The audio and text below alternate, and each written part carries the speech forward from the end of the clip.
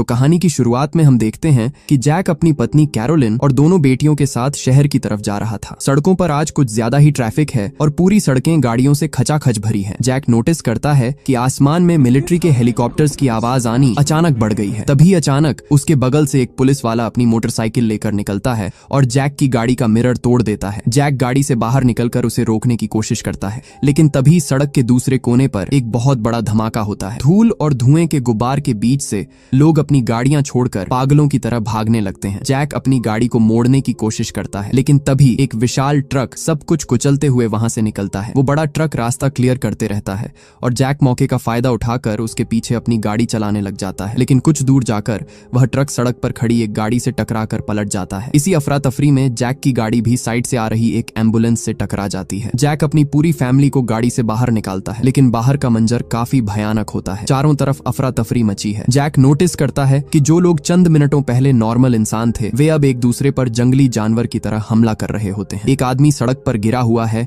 और एक दूसरा शख्स उस पर किसी खूंखार जानवर की तरह झपट रहा है। जैक यहाँ एक बहुत ही बारीक बात नोटिस करता है। वह देखता है कि जिस इंसान को काटा गया वह सड़क पर गिरकर तड़पने लगा। उसका शरीर किसी बिजली के झटके की तरह कांपने लगा और उसकी आंखों की पुतलियां एकदम सफेद हो गईं। जैक को यह समझ में आ जाता है कि यह एक जानलेवा वायरस है जो महज 12 सेकंड के अंदर में इंसान के नर्वस सिस्टम पर कब्जा कर लेता है। वह सड़क पर खड़ी एक गाड़ी का इस्तेमाल करता है ताकि भीड़ को चीरते हुए निकल सके। एक ज़ॉम्बी उनकी गाड़ी पर हमला कर देता है। कैरोलिन ज़ॉम्बी को लात मारकर गिरा देती है। जैक ज़ॉम्बियों को कुचलते हुए आगे बढ़ता है और वे लोग वहां से भागने में कामयाब हो जाते हैं। कुछ ही मिनटों में पूरा शहर अब ज़ॉम्बियों से भर चुका है। आर्मी भी वहां हेलीकॉप्टर लेकर आ चुकी है, लेकिन इस दहशत पर काबू पाना अब संभव नहीं है। शहर से बाहर निकलने के बाद रास्ते में उसकी बेटी को अस्थमा का दौरा पड़ता है। वह अपनी बेटी को कहता है कि पहले हम किसी फार्मेसी में जाकर तुम्हारी दवाइयां लेकर आएंगे। इतने में ही जैक के पुराने दोस्त ग्रेगरी का फोन आ जाता है, जो संयुक्त राष्ट्र का डिप्टी सेक्रेटरी जनरल है। ग्रेगरी उसे बताता है कि हालात सोच से भी ज्यादा खराब है। वॉशिंगटन, लंदन और मॉस्को जैसे शहर भी इसी आग में जल रहे हैं। ग्रेगरी जैक को कहता है कि वह उसे बचाने के लिए एक एक्सट्रैक्शन टीम भेजेगा, लेकिन इसके लिए जैक को किसी तरह रात तक सुरक्षित रहना होगा। कुछ घंटों के बाद जैक न्यू जर्सी शहर पहुंचता है। ये शहर भी पूरी तरह से आग की लपटों में है और यहाँ पर भी चारों तरफ अफरा तफरी मची हुई है। वहाँ जैक एक फार्मेसी पर रुकता है। जब जैक वहाँ पर दवाइयां ढूंढ रहा होता है, तभी वहाँ पर एक लड़का जैक पर गन तान देता है, लेकिन जैक की बेटी को देखकर वह अपनी गन नीचे कर लेता है और उनको दवाइयां भी दे देता है। जब जैक वापस आ रहा होता है, तब वह देखता है कि 2 दरिंदे उसकी बीवी पर हमला कर रहे हैं। वह अपनी राइफल को ऊपर करके उनसे कहता है कि ऐसा ना करें, लेकिन रुकने की जगह वह फायर करना शुरू कर देते हैं। अपने आप को बचाने के लिए जैक भी जवाबी फायर करता है और उनमें से एक को मार देता है। कैरोलिन भागकर जैक के पास